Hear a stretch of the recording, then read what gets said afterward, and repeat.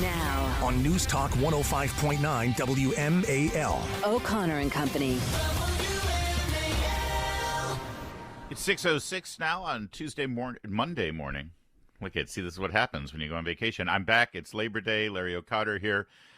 Thank you to Andrew Langer for filling in for me, and to the ladies for carrying the load, because, you know, Andrew just coasts through this stuff. It's Julie and Patrice that do all the work.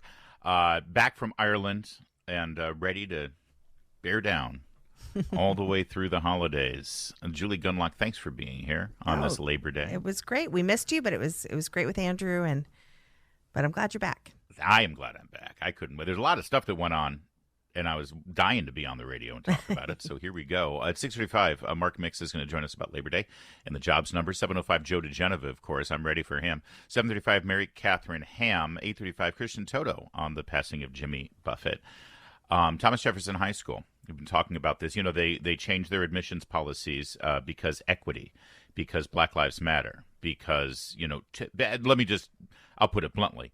Thomas Jefferson High School, the top-ranked high school in America, year after year after year, changed its admissions policy because there were too many Asian Americans. Yeah, let's be real clear here. That's what it was. They changed it because they're racists. Yes. They are racists. The white liberals in charge of the school board and in charge of the Fairfax County public school system decided there were too many Asians. Yep. That's the bottom line. Yeah. Asians from India, Pakistan, and China, Japan, Korea, just all across the Asia and the Asian subcontinent. So they changed their policy. Now, they said it was for equity. They said it was for Black Lives Matter and Latino Lives Matter.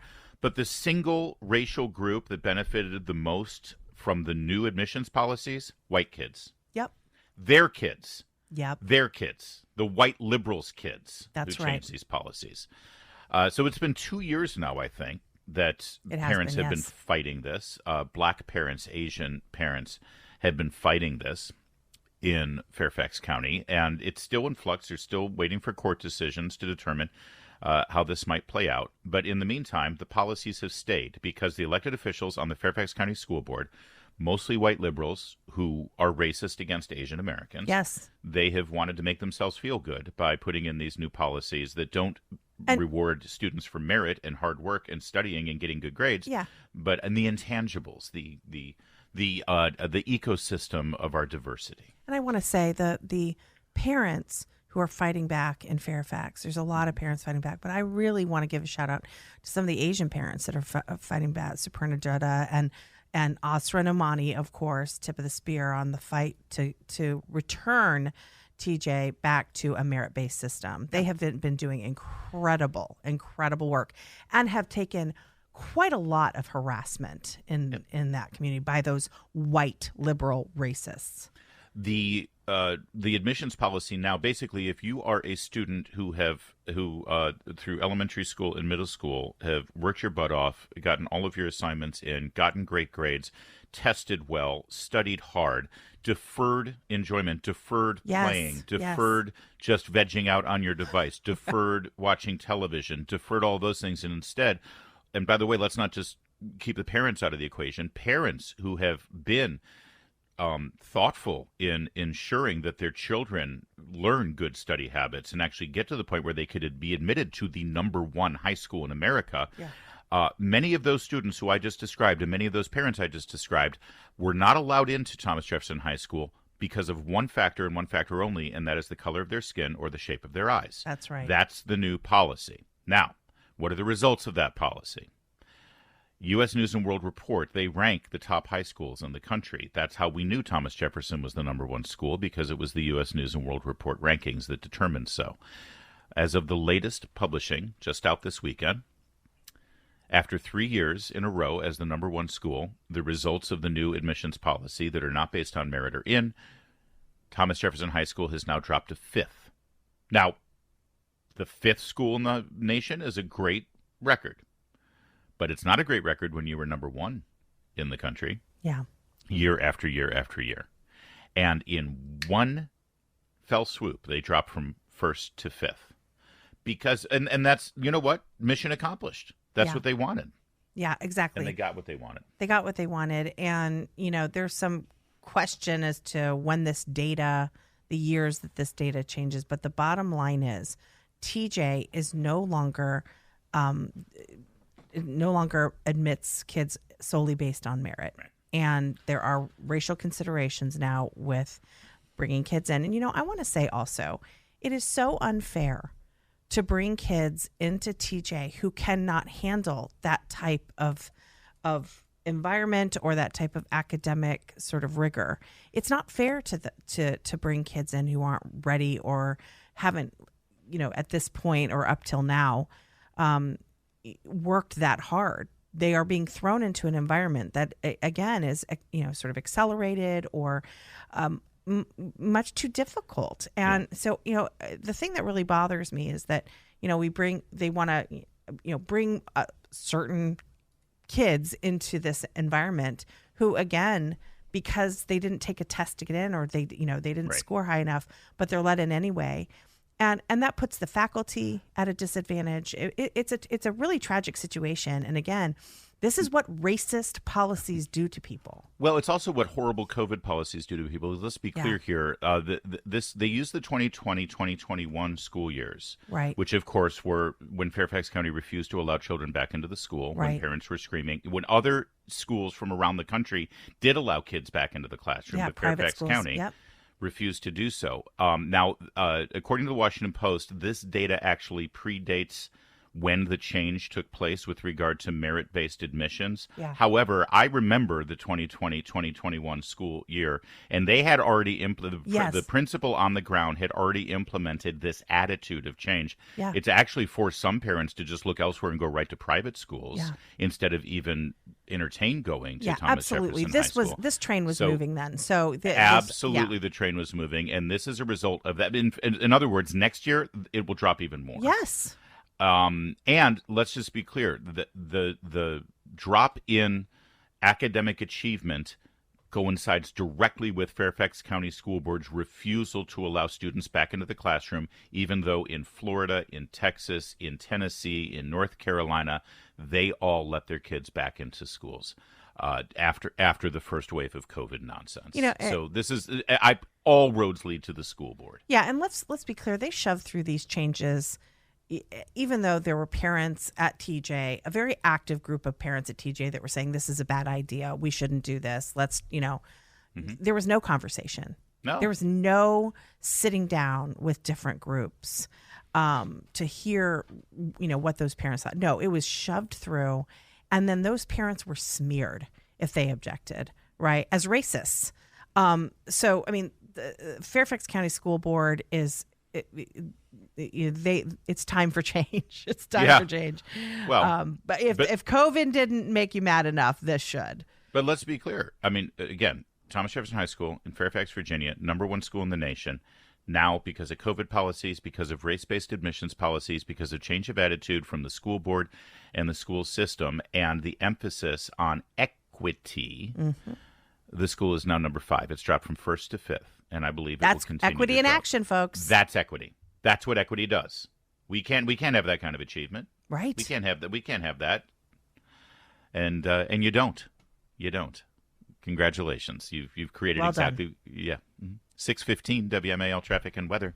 Every 10 minutes first on the 5s with Allie Oakley and the Hadid Car. WMAL. Making sense of the news. Live from the Home Paramount Pest Control Studios. Home Paramount, the leader in pest control since 1939. News Talk 105.9. WMAL. Making sense of the news. Well, it's official now. I mean, we have a lot to say about the Democratic Party. And let's just be clear, when we say Democrats, we're for the most part talking about the elected officials or the people in the power structure here in Washington, D.C. We're not talking about your aunt and uncle who still vote Democrat because they love John F. Kennedy. All right, that's not necessarily. But however, they keep following a party that has troubling ideas dominating their political zeitgeist. And now here's the latest. The Democrats in Washington, D.C., the Democratic National Committee in particular, they hate the Secret Service. Hate them. Yeah. Because they're celebrating a monster that has put 10 of them either in the hospital or on the wounded list. Why are you laughing? He is a monster. They put out a tweet yesterday with a picture of Joe Biden and First Dog Commander The monster. saying that would be the monster. But it could have been either one. Look, Join us in wishing First Dog Commander a happy birthday. You're very mean. Listen, Commander is not a monster. Commander is a very smart dog. German Shepherds are very smart dogs. And if you mistreat, you know who the monster is? Joe Biden and Joe Biden. For ignoring this dog, not getting it proper attention, not getting it trained, not dealing with this dog. It is a prop. This dog is a prop. Right. And they've mistreated it. They haven't gotten it proper training. Commander is not a monster, Larry. Right. Biden's a monster. Jill's a monster. Well, I feel bad for Commander. That's like saying that you can't blame Frankenstein's monster for marauding. That's not a good analogy. It's still a monster. That's not a good analogy. Even if he was created by a mad scientist. No. Dogs do this. With an abnormal brain. There are dogs, especially German Shepherds, are very, very smart dogs. Right. That's why they're police dogs. So when they give away Commander, which they will be forced to do. They need to. They do. They definitely do. Will you allow Commander into your home? Heck no. They need to get... Not that monster. Not near my children. I have a golden retriever who would be eaten by Commander. Okay, but I think they need to give Commander away to someone who will train him, run him. Can we bring this back to the Democrats? Sure. How tone deaf is the comms person at the DNC putting out this tweet? Yeah. With Biden, look at how Biden is holding on to his collar. We'll put this out on our WMAL Twitter feed so you can see the picture. But he's got like the death grip. That right there would drive the dog insane. And look at the look on the dog's face. Wait. This is interesting. In the picture, you're right. Biden has a serious grip on his collar. But the leash is at Biden's feet. The leash is not connected, which means, a dog that's well trained should be able to sit and stay, right? That dog is not trained. They have to hang on to him. He probably would have eaten the photographer. That's Biden hanging on to him he's going to get away. Most serious documented incident, according to the New York Post, of the White House physician's office on November 3rd referred a Secret Service uniformed officer to a local hospital for treatment after Commander clamped down on their arm and thigh, according to emails. Commander broke the skin of different Secret Service members' hand and arm weeks later after the president unleashed him outside the White House. 10 people in total have been injured by this dog, and the Democrats put out a tweet saying, "Join us in wishing First Dog Commander a happy birthday." But you're right. You cannot blame the dog. When I said that they tweeted out a picture of a monster responsible for the injuries of 10 people, what I mean is Joe Biden is the monster. Jill is too. Jill is just as responsible for this dog. That said, happy birthday, Commander. We hope you have a great time in your rehabilitation on a farm somewhere. That's what they say. Or at Julie Gunlock's house. That's what they say right before they put a dog to sleep. Yeah. Commander's got to go to a farm now. Like many nations in the Middle East and in Europe, Israel, I should say, prospering, thriving democracies in the Middle East and Europe, and there's not a whole lot of those in the Middle East, but Israel is one of them, and that means they've become a magnet for a lot of immigration from northern African countries, and that's turned into turmoil in some of the cities, specifically in Tel Aviv, where over the weekend African migrants, hundreds of them, were involved in a riot. It was Eritreans in South Tel Aviv. These were rival groups, like gangs, basically, that brought their blood feuds with them into Tel Aviv. The video is horrendous, as these North African migrants, all wearing different colored shirts. It's almost like it's gang warfare, right? Yeah. Using sticks and rocks and stones, turning on each other and turning on police, trying to get the violent, bloody riots under control in Tel Aviv, because, Israel doesn't cotton for this sort of thing.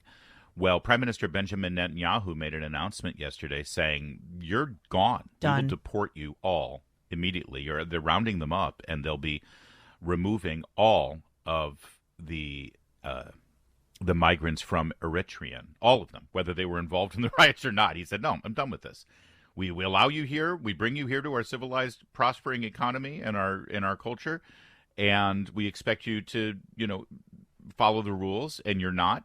You brought your rivalries into our nation. You've caused violence and bloodshed. You're gone. And he says they have no claim to refugee status. Right. So he is not deporting people who are going to be killed once they're returned. Right. He's deporting these people because they're bringing their blood feuds, as you say, to to Israel.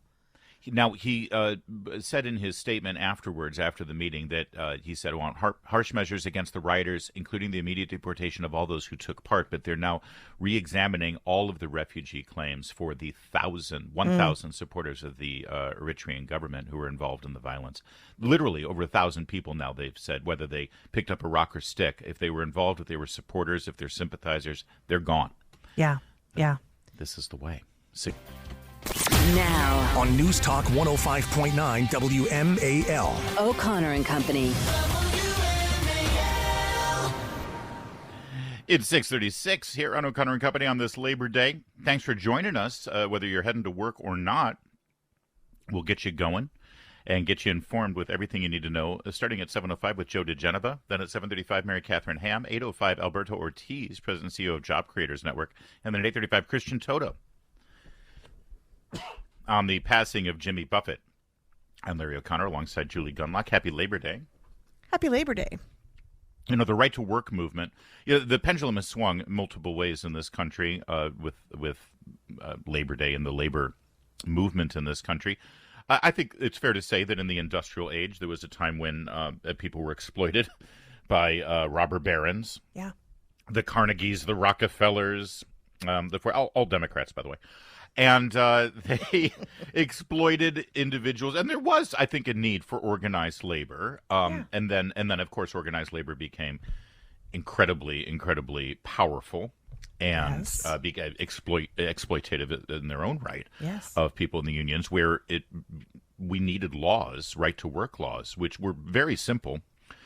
And the move for right to work laws, I believe, began in the 70s or 80s. Our guest, Mark Mix, president of National Right to Work Committee, will be able to help us sort that out. But I believe it was in the 70s or 80s where basically people, starting in the southern states, would say, you can't compel me to join a labor union. Yeah. That's forced participation in a group that I don't always necessarily agree with. And Right. And it was, you couldn't have a job at a certain factory or a certain industry without joining the union. Right. And so the law was very simple, and it leaned on individual rights. It was like, no, you have a right to work in this state without having to be compelled to join a union. Right. It's simple. And the movement was that state after state after state would pass laws like this. Yeah. And this year we saw the first rollback of that. And that's why we want to talk to Mark Mix about that and other aspects of the labor market. Thanks for joining us, Mark, because Michigan, just recently, Michigan was the first state in, I think decades, you tell me, that actually repealed some of their right to work laws. Is that right? Yeah, top of the morning to you, Larry. It's good to have you back. Yeah. No, you're absolutely right. You know, Michigan, the Democrats took over the House and the Senate, and obviously the governorship there. And the first thing they did, the first order of business, one of the first 4 bills they introduced in the legislative session was to repeal the right to work law. And you're correct, Larry. There are 27 right to work states. The law is still in effect in Michigan, but it will be repealed when the legislature adjourns 90 days thereafter. Mm-hmm. And so, yeah, it is the first state to repeal a right to work law. We've never lost one when we've had them. And it's really because of the reasons you articulated. They're very simple. It basically says you have the right to join a union, and that right's protected not only by federal law, but by various state laws when it comes to the public sector. But it also says that you have the right to choose whether or not you want to financially support a union. And that, we believe, to your point, that it holds union officials accountable. The idea that I can compel you to pay me as a condition of employment, that basically commits the union to saying, you know what, we don't really care about what we do for you. We just care about collecting the money from you month after month, and then turning around and using that money for politics, which ends up electing politicians who want to repeal right to work to get more money, to get more politicians elected. It's a vicious cycle. Yeah, it's a scam. I'd like to pull on that thread a little bit and ask about the sort of public perception of unions. Sort of, you know, what do people think of unions these days? I think Larry, you know, when we were introducing this segment, he talked about at one point there was a need for unions and they did a lot of good. But, you know, Randy Weingarten, perfect example of, you know, of a union thug, essentially, that caused so much, horror for families around the country. So just in general, what do people think of unions? Yeah, well, to Larry's point, I mean, the idea that there was a place for unions is very clear. The idea that there is a place for unions is very clear. And the idea that there will be places for unions in the future is very clear, but there's no place for compulsion and force. And that, unfortunately, is the predicate on which organized labor it operates these days. They're more interested in body counts than they are in adherents, people that actually support unions. In fact, that's why they have to use the government so effectively to increase their power, which Joe Biden has done. And your point about Randy Weingarten is a good one. I mean, you know, she is the kind of the classic picture now of a union official, of a union boss, and the damage that she did to the educational sector. And if we look at that in the public sector, that's a whole other debate and a whole other segment to talk about the impacts on the public sector. But yeah, the idea of compulsion and force belongs nowhere in laws except for the ability that we give up to government to allow them to use force. No other organization has the ability to compel people like organized labor. Mm-hmm. And it goes all the way back to the Roosevelt years in the 1930s. That's where it started.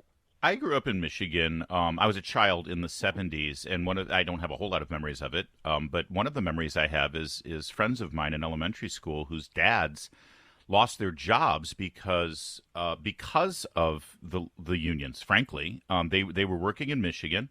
They worked for the automotive industry, and the plants started closing and moving to South Carolina. I remember everybody was moving to South. All my friends were moving to South Carolina.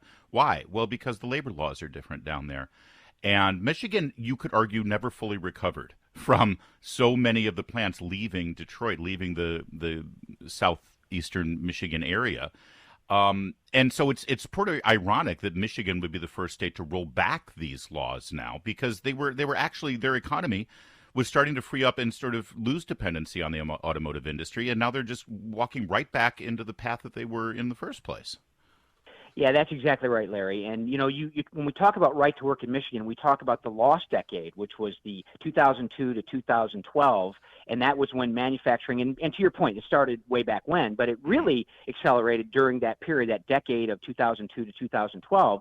And they passed the right to work law, and then they had this very, very prosperous decade where manufacturing jobs came back to Michigan. Right. And when you look at the data on it, manufacturing job growth in right to work states is about 12% compared to about 2% in the forced unionism states. And that manufacturing job growth in the non-right to work states, the forced unionism states, is really a function of government basically giving largesse to big labor governors and legislatures like they're doing right now with the Department of Energy. I mean, they literally have said that the money that's going out for semiconductors and batteries and EV production that the federal government's doling out has to go to the communities that have, quote, historically produced these items. That would be Michigan, and that would be Illinois, and that would be California, because the jobs are leaving from there, and they're going to the right to work states, Larry, to your point. I'm focusing on Michigan because I'm from there, and also because Governor Whitmer has just repealed these, first time in many years that a state has gone the other way. What about right here? I mean, we've got a great microcosm here when you compare Maryland's economy to Virginia's economy. If you take government jobs out of the equation, which you have to because Maryland benefits from being here next to the nation's capital, it's not even close, is it, in terms of industry? I know that Governor Hogan tried to do quite a bit in Maryland, but with the right to work laws in Maryland, his hands were tied. Yeah, absolutely. The difference between Maryland and Virginia is stark when you think about manufacturing, job growth, economic development, new investment. And Governor Youngkin is aware of that. He, when he was running against Terry McAuliffe, McAuliffe said he would repeal the right to work law if they put the bill on his desk. Youngkin used that. He used the education issue a little more aggressively, let's be fair. But he did use the right to work issue, and it was a major deal. And Virginia has benefited from its right to work law. You know, site selection experts, those people that advise people on where to locate, where to invest, and where to grow, we know at least 50% of all decisions that are made to increase and cite new jobs, they will pick only right-to-work states because, Larry, to your point, the labor laws are a little more flexible, and it allows employees and employers to talk with each other, to grow with each other, to make changes with each other, as opposed to injecting a third party in between that basically has this zero-sum game attitude that somehow if quote, labor loses, then big business wins, or big business loses, then labor wins. That's not how it works, and states that don't do that are the ones that are prospering, like the states that have right-to-work laws. Mark Mix, president of National Right to Work Committee and also National Right to Work Legal Defense Foundation, where they take up the cause. I appreciate you joining us, Mark. I mean, we didn't even get into the Janus decision, sadly, but that was a great victory that you should be proud of as well. Thank you, Mark. Great talking with you. Happy Labor Day. Well, thanks, Larry. Thanks, Julie. Appreciate the opportunity. It is 6:45. You know, I'm in D.C., so I had to join the union. I had no. Remember when people were looking at treatments for COVID-19? We spent so much time focusing, sadly, on a vaccine, which for most viruses take, sometimes decades to come up with. And by the way, we still haven't really come up with a vaccine for COVID-19. We've come up with a shot that gives you certain antibodies that for a certain window of time might help you fight the virus. It doesn't keep you from catching it, doesn't keep you from spreading it. So it's not traditionally what we would call a vaccine. But many doctors that we spoke with here on this radio program and who spoke out as much as they could, many doctors are saying, what about treatment? Why aren't we focusing more on treatment solutions? And one of the treatment solutions that came up was ivermectin. Ivermectin was something that had been on the market for years. Yeah. There was no patent on it. There was generic. It was like 7 cents a dose. Ivermectin helped with malaria, yellow fever in other developing nations. It was something that was used all the time for various antiviral needs. And it became sort of a cause celeb here in America. Yeah.